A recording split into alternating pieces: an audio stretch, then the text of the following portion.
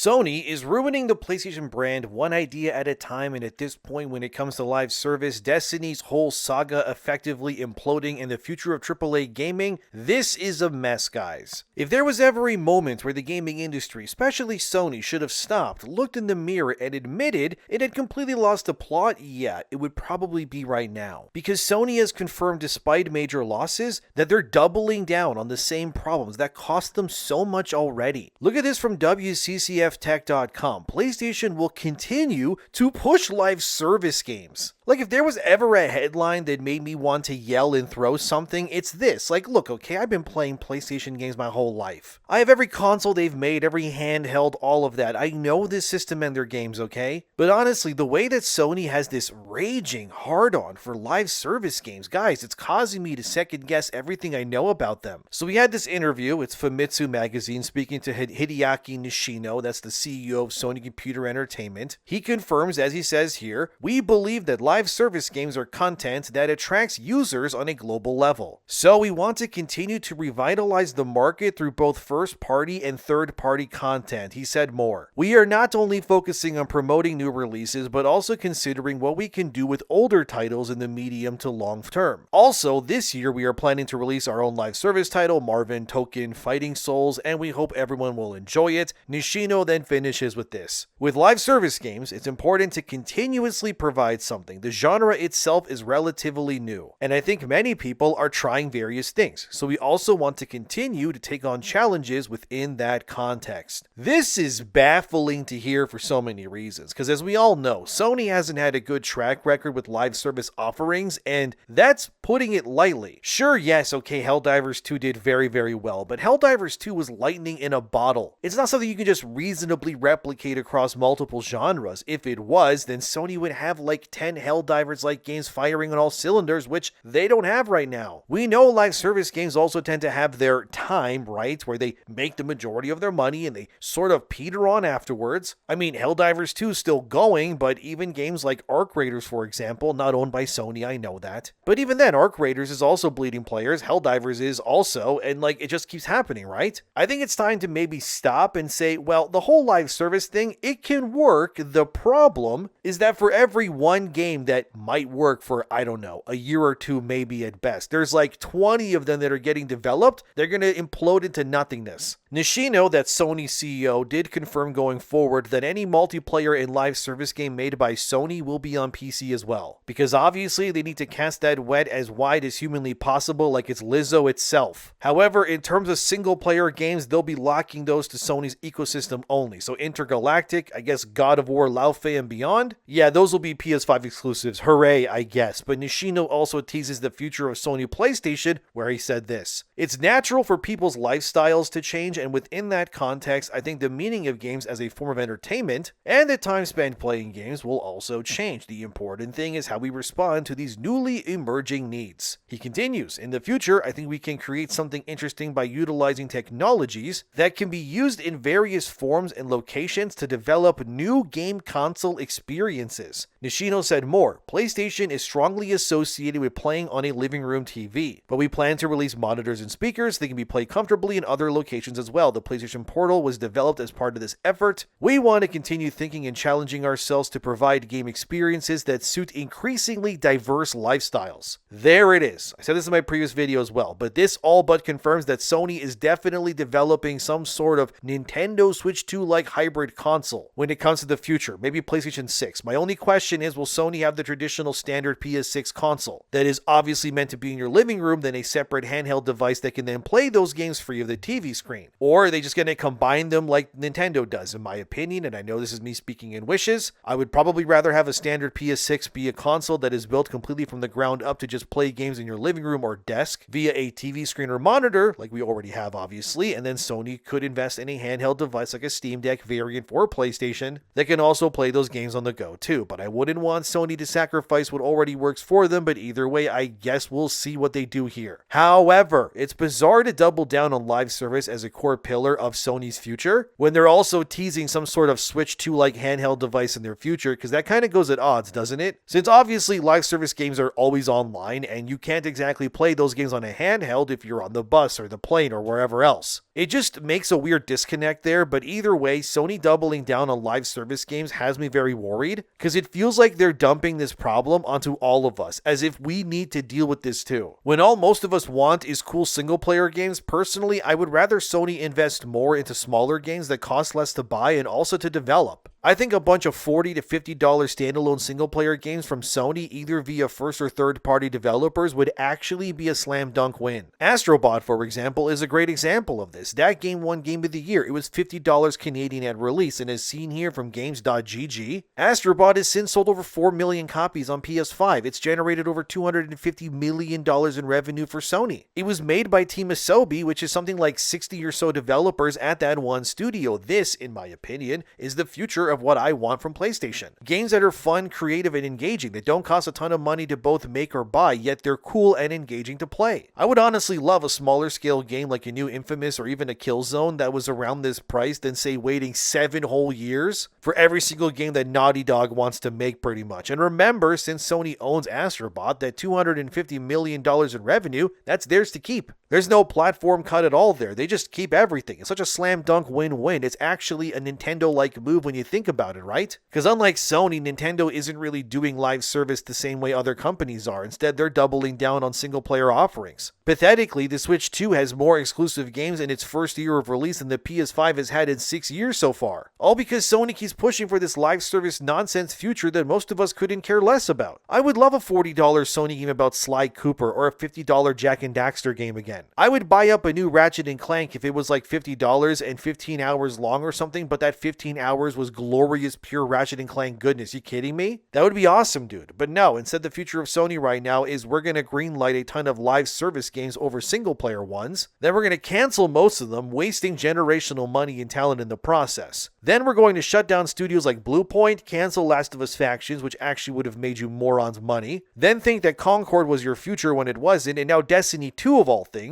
is getting obliterated at the seams. And what's Sony's lesson from this? Nah, we need more live service games, clearly. And this then brings me to the situation surrounding Bungie, Destiny, and Marathon. Oh god, here we go, boys. So you probably already know this, but Bungie, they had mass layoffs recently. How bad was it? About half of that studio was gutted and removed already. That's about 400 employees among these layoffs, as the game post said here. Even Jason Jones, that's the co-founder of Bungie and the chief vision officer, he was laid off too, if you can believe it. I didn't even know that was possible to lay off the co-founder, but that's baffling to me. Like, Jason has obviously been there since day one. He's been in all the vidocs for Halo back in the day and then some. You know who this guy is. This guy has made a ton of our favorite games. And of all people to get rid of, he's the one you did. Like, he's no longer at Bungie after 2 decades and then some of working there. For God's sake, he founded the place. Other big removals is Justin Truman. That one's probably better because as seen here, he was Bungie's studio head for about a year. And if you recognize this guy's face, it's because this was the dude who stood on stage years ago and told the games industry that you shouldn't over-deliver because over-delivering will just lead to patterns. So instead, you should under-deliver. Great idea, Justin. No wonder they made you step down, because what are you even doing in that position, man? And I mean, looking at Bungie's stats recently, it proves why this is happening. So Jay Viper collected this information, so shout out to him. But look at this Marathon data dump here. The game has effectively lost 92.9% of its player base on Steam as of right now. By the way, this is a game that Sony believed would be a staple of their live service future somehow. Here's a Steam charts graph from Marathon's player counts. As you can see, it hits its highest at release, obviously, and immediately falls over. The only time it recovered somewhat during that little climb there was at the start of Season 2. But that was when Bungie gave everybody a free week to play Marathon to get them into the game, hopefully, but obviously as that trail goes down, not many stayed at them despite playing for free, and I would wager that Sony was probably waiting to see if that the whole second season free weekend thing was going to work for them, and clearly when it didn't, boom, you have layoffs, right? Nobody has been celebrating Bungie's layoffs, however, more than Asmongold, really. He got a ton of flack for this comment he made on Bungie's layoff post, where he posted Pepe in a McDonald's outfit saying welcome home, which, you know, angered, like I said, so many people, it's crazy. You had Paul Tassi of Forbes, for example, just flat out told Asmongold to F off to his post there. There was also a journalist, as seen here, named Pedro Gonzalez, who also attacked Asmongold in kind, another user making fun of Asmongold's living conditions as well. And I mean, the pushback was crazy to his comments here. Other users came to Asmongold's defense, like this guy, who posted the female Bungie developers all wearing McDonald's hats. So to say his comment caused a ruckus, that is an understatement. Asmongold, though, he responded to all the journalists and such that attacked him where he said this, so please watch this clip. That these purple-haired, weird, freak, social justice, virtue signaler, liberal women that are coming into our video games, they are the colonizers, okay?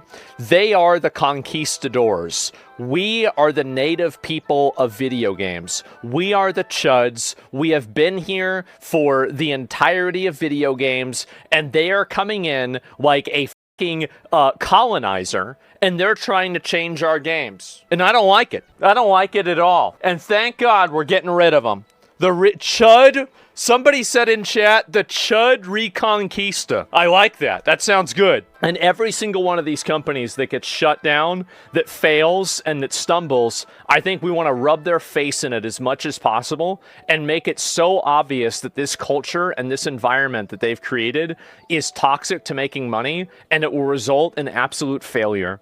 And the more that you do that, the more effective it will become. And I mean, he has a point to a degree. The problem is that a lot of people were pushing stuff in games people really didn't want to see. And the fact that Sony refused to double down on Destiny while propping up Marathon's corpse despite the issues and the lack of interest is why this keeps feeling like Sony is dumping this problem on all of us like we're the ones to blame for it. The reality is that Bungie was meant to be a core pillar of Sony's live service future. I really don't understand Sony's plans here at all though. Why is your future live service games apparently, but here you have Destiny, a game with a built-in fan base eager to keep playing as long as the content is good. And your bright idea is to sunset it content-wise and not update it anymore. That makes no sense to me at all. Now with these layoffs, the likelihood of another proper Destiny game happening is even less. Like, what was the goal here, guys? As GamePost said it here, those Bungie layoffs from Sony also got rid of the general manager roles and more on Marathon specifically. So before I show you which roles are gone, the roles are put under two names, okay? Goliath was the code name for Marathon during development. And the other code name was Run. That was a name associated with Marathon for team structure things. So now that you know this, Goliath and Run, look at the positions impacted here in a senior role specifically. As you can see, this means Marathon lost its general manager, engineering director, the creative art and test leaders of their teams at Marathon alongside producers and story editors even. They got gutted, okay? Despite this, a season 3 is somehow planned for Marathon, but at this point you have to ask, why and for who? An ex-Bungie developer even confirmed here, the entire Destiny 2 sandbox team is effectively gone now thanks to these layoffs, which is crazy, but that's real. Another developer, who was this person named Mako, who confirmed that they were laid off as well during all of this too. And I actually saw quite a few quote retweets of this Mako lady, I think it's a girl anyways, who knows, but anyways, where people were pointing out that she's a feminist who said things like this on screen. Atomic Heart, which is a great game, honestly looks like a super cool game and I'm interested in playing it too, just not sure why OP thinks the dev team being made entirely of cis white men makes the game good when plenty of other modern games are also good and also made up of marginalized people. Oh my god, dude, enough already. With all this stuff, man, like no wonder what's happening is happening. Just the fact that you still refer to men unironically as cis het men, like, come on, man, it's 2026. Can we move on from this stuff already? I know some people will say you shouldn't celebrate the layoffs, but it really depends on how you look at it, right? For many people, a company like Bungie has been kind of dead for a long time already. What made them cool and their games unique hasn't really felt like it's been there for a long time. The final shape for Destiny, that felt sort of maybe like the last true Bungie thing that they ever did. And coincidentally, following final shape, what did they have? Alright, layoffs again. A lot of people online, from what I gather anyways too, believe that this layoff that happened this time around anyways was necessary because the people being laid off are the types of people who were likely hired during those mass hiring sprees that many AAA studios went through, Bungie included. I say mostly because for sure some veterans were still let go, but the reality is I think a lot of the layoffs in games these days are kind of dual-sided. On one end, yeah, it's leadership's fault and people are paying the price, which leadership stays, which is kind of wrong because it's just going to repeat itself. But also, a lot of the people being laid off from Bungie tend to have similar belief systems and stuff in their profiles like pronouns and bio and all that usual stuff too. So another way of looking at it is Bungie might be ridding the rod, so to speak, to some degree too. Is is it any wonder how in the past few years, Bungie has gone from making cool games to caring more about things that really don't make their games any better, like this infamous post where they once said, being Latin AEOX is more than just a location on a map.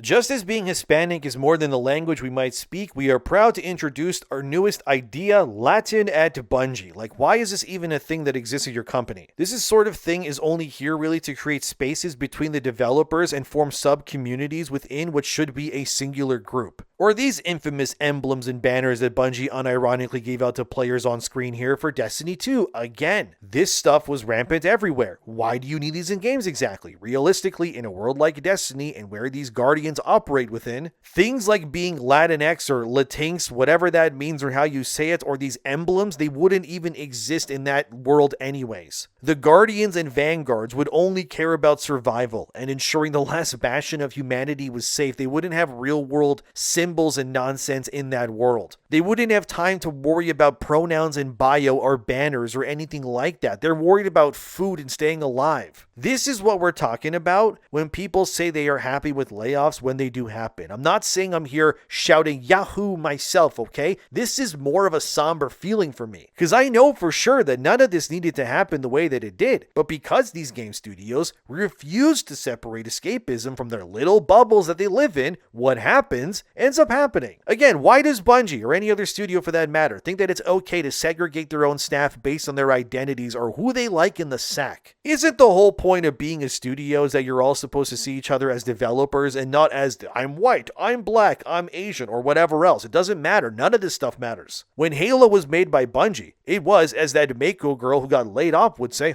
a bunch of cis-het normative white guys making the Halo games. Oh boy. Yeah, and I guarantee you that Bungie, back then as well, they didn't have these little performative groups within themselves back then either. They were just developers. They were just there to make games that were cool. They worked together, and because of that, wow, the magic flowed effortlessly. Who could have imagined? The problem with Sony and Bungie is they allowed the wrong parts of what matters to fester uncontrollably until eventually it became a virus they can't control anymore. They obviously can't. Look what happened. Like, look at all these articles about Destiny 2's identities of the characters on screen here. Explain to me why any of this matters in a video game about superpowered beings in a post-apocalypse fighting gods and aliens. It doesn't. This only existed to appease people who worked at Bungie and to get pats on the back from other developers who also thought that this stuff mattered, which it didn't. I wouldn't be surprised, honestly, if a majority of the people who thought this stuff was a good idea were also part of the layoffs. You know things are cooked when the guy who voiced the Guardian in Destiny 1 and 2 openly posted, as you can see here, a throwing up emoji when fans told him he should play or act in Marathon. Like, come on, man, that's a real post. Like, how is this all left to fester the way that it did for so long? All these layoffs, most of the Destiny team gone now, parts of Marathon cut, even parts of the Sony teams that were meant to work with Bungie, they were reduced too. Like, look at this from Destiny Bulletin. Bungie devs actually wasted resources and time working on a dating simulator for Destiny behind the scenes.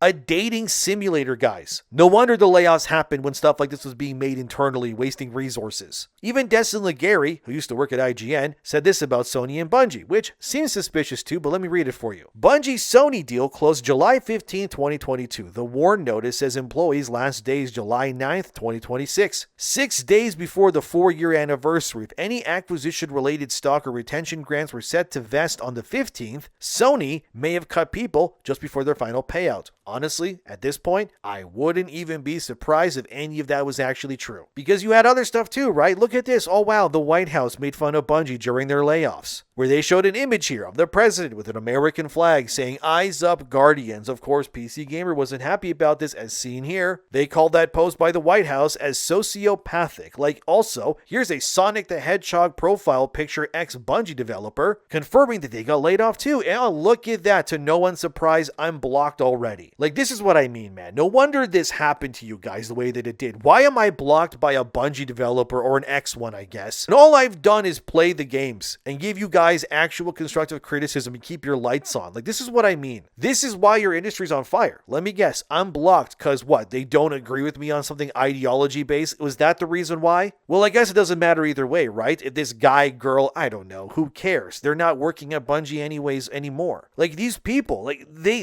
hate their own audience pretty much. So it's no wonder why they're getting laid off in the process. And I have to ask, why are you making games if you openly dislike large swaths of the audience that keep you employed in the first place? Makes no sense to me. Oh well, I guess Asmongold's post got this animator really mad too, probably, I would guess as well. And then you had Marty O'Donnell, composer of Halo and Destiny, who came in with this retweet of Bungie simply saying, "And have we learned any lessons?" No, Marty, they definitely haven't. If the same people are to any capacity in charge at Bungie right now, the same stupid decisions are going to keep happening. But again, this all ties back to Sony and their push for PlayStation games, especially the live service ones, because what you're seeing with Destiny right now and the utter implosion that is happening is unfortunately the outcome that most live service projects are also going to end up as. It's unfortunate, I know, but it's the truth. Like, this is happening in so many studios and games, it's beyond concerning at this point. But when you staff these places with people that are blocking their player bases, people who are using annoying language like cis-het normative and the like, I mean, what did you expect really Sony to happen here? The disconnect between what the players would want and what these devs are making has never been more clear. The fact that Marathon even still exists is baffling beyond measure. No one wants that game. Yet it was meant to be a core pillar of your future strategy. Make it make sense to me. How much more evidence do I need that you guys don't know what your players want? As Joe Raptor said here, at what point does someone like Herman Hallsteven, who runs PlayStation, step down? Everything that guy has touched for the most part has turned to garbage. Why is he allowed to keep doing what he's doing without any repercussions? Sony's leadership is just as much to blame for allowing these stupid design practices and nonsense to fester the way that they did for so long. And I mean, what hope does the game industry have when they also continue to prop up these people with horrific takes too? Take Khalif Adams, the guy who championed Compulsion Games, which got hit with layoffs, by the way. And he decided to chime in and say that fans were wrong about Destiny 2. Let me read you what he said. Here's the first part. "There were a lot of issues and reasons why we saw the layoffs at Bungie this week. I will say that I don't think the hashtag We Want Destiny campaign helped much and probably caused more harm than good." Already, we're off to a bad start, but here's what he said next. "The funniest thing about this entire Destiny 2 tantrum is that the game isn't even going offline. You're literally still going to be able to play it after the last update, so none of this energy even makes sense. What a goofy hill to die on. Tell me how this guy should be taken seriously as any arbiter of good takes with this, especially within games." So then you had Aztecross, right? That's a Destiny content creator who said this to Khalif, where he just told him to sit this one out, which, yeah, I agree. Because Khalif Adams has never had a good take in his life. This is the same guy who championed Concord of all things and other slop that nobody cared for. So I'm going to explain this to Khalif like he's a 5-year-old. Yes, Destiny 2 is online for now. But the reason people are mad, little buddy, is that people wanted more content for Destiny 2, not Marathon, because they actually like playing the first game there. You know how sometimes when you see food you don't like in front of you when you're in your little booster seat, Khalif,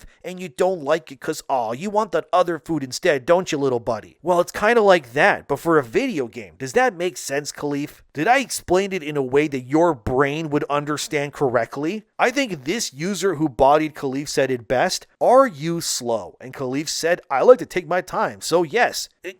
Good lord, man. You don't even understand his insult. Just please stop talking, Khalif, forever. You're like the deep in the boys. Like, you're just a punching bag at this point, and it's sad. Like, he unironically said, what's the big deal? You can still play Destiny, even if it has no content or things to chase when content inevitably runs out. Also, here's Khalif Adams unironically after saying that, sending all my love to the Bungie fam. Dude, stop. Making fun of you feels wrong to do at this point. It feels like I'm punching a person with, like, slowness in the head or something. Just stop, man. Log off. Never speak again. Actual moron unironically. But seriously, why is Sony out here canceling these millions of dollars in projects, laying off developers by the hundreds, and watching these live service failures pile higher than ever before, and they just keep doubling down on the same things they know won't work? I genuinely don't understand it, man. This is the same company that built one of the strongest reputations expectations in gaming by delivering these unforgettable, polished, story-driven experiences. And these great games didn't need battle passes or daily login rewards to succeed. They were just great games, and people bought them and recommended them to others. I guess success wasn't enough for them. They all just want infinite growth now. The fact they bought Bungie for their expertise on live service, only to now lay off half of them less than 4 years later, tells you everything. This is not the future. If Bungie can't help you replicate that formula, nobody can. I am just infinitely frustrated with Sony these days, dude. They are convinced the answer is just more stuff nobody wants, because every signal coming from the market says we the players are becoming more selective with the games that we're buying these days. And people don't have time for 15 forever games anymore. They barely have time for even one. Every publisher wants players spending hundreds of hours inside their ecosystem alone. That is mathematically impossible. There are only so many hours in a day, only so much disposable income to go around, only so much attention even too. Eventually, somebody has to lose for the others to win here, but actually, most of them lose in the end either way, don't they? Everybody wants their own Fortnite or GTA, but the truth is those work and exist because they are uniquely what they are. They can't be another Fortnite because at this point, people would rather just play Fortnite then. How many more times can we see dozens of failures, years of dev time wasted, layoffs all over, only for the process to repeat again? This can't keep happening, Sony. It can't. Maybe these publishers just want power over us in every way, our ownership or even how we engage with the games, but honestly, at this point, with how many of these games are being made, it feels like to me that we are less customers now and more like a statistic to these people. Like we're not even humans to them. It feels backwards. People don't fall in love with games because of a battle pass. They fall in love because it's a memorable experience they enjoyed. Because the game surprised us and respected our time and intelligence and let us play the way that we wanted, not the corporation's way in Sony's case. It just feels like AAA is creating their own problems and wants us to figure it out for them. Like the irony is incredible even. These companies are constantly worried, well, why are the development costs so high? Why do these projects take so long to make? Because you keep doing it that way. This is your fault, Sony. How are we to blame for any of this? Nobody asked you to give Naughty Dog 7 years to make one game. Look, we supported Astro Bot. We loved it even. Give us more of that. We don't want Marathon. How do we know? Because nobody plays it anymore. This future that Sony wants is not only expensive, but it requires constant attention forever. They demand that we stay invested for the rest of our lives or they're going to risk pulling the plug. How is that the future of game, guys? It can't be. Sony really thinks that all of this is worth another 1 or 2 Helldivers. The issue here, at its core really, is the philosophy. PlayStation was successful because of great single-player games. Don't ever forget that. But Sony seems to have done that, and it sucks. Not every game needs to be some evolving platform where every player has to be a long-term subscriber or it's bust. The lesson here should be obvious. We don't want every title to become another second job, another endless treadmill designed to extract as much time and money as possible. We want games that are worth remembering, and in the end, the companies that survive this generation will necessarily be the ones with the biggest live service portfolio. No, they're going to be the ones that remember why people started playing games in the first place. And right now, it feels like Sony is just dumping this problem on all of us and hoping that it works itself out. Because sure, it worked so well the last time, right? Sony, remind me again, how is Bungie doing?